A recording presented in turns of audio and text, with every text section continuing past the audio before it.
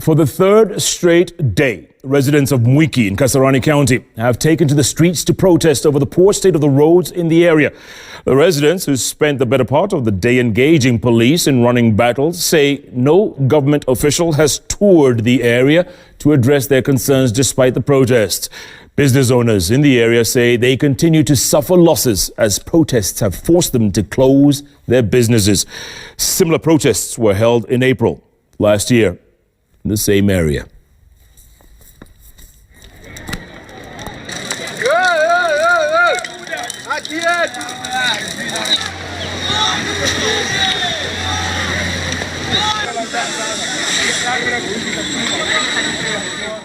Kama 2-3 months imekuwa wasi sasa, na tumeshindwa kufanya maka biashara, ina affect biashara zetu.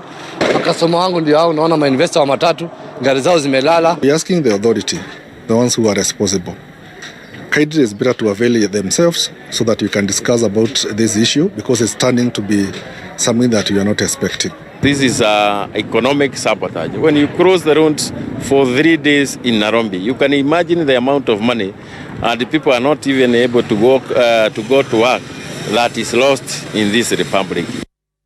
Meanwhile, public transport was paralyzed along the Kasarani Mwiki road after matatu operators there went on strike to protest the poor state of in the area. Operators, who were joined by angry residents, barricaded the road and tire, demanding for the immediate repair of the road, whose state has further deteriorated due to the heavy rains. Thousands of commuters were forced to walk for more than 6 kilometers to get to the thicker superhighway. Several days later, Past the protesters as well, matatu operators held similar protests last year. Gari inafanya kazi leo, kesho iko garage. Ya mashida kukata ma spring shoko soba sinakuwa na shida. Hii barabara imekuwa kitu kisumbua, na sisi tunateseka. Juu ukibeba nduthi unapata mguu umeweka mguu mpya imepasuka.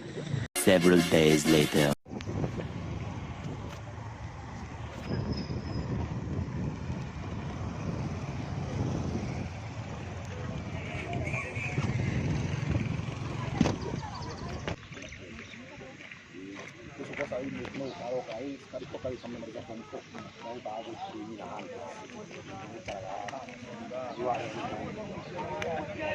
Several months later.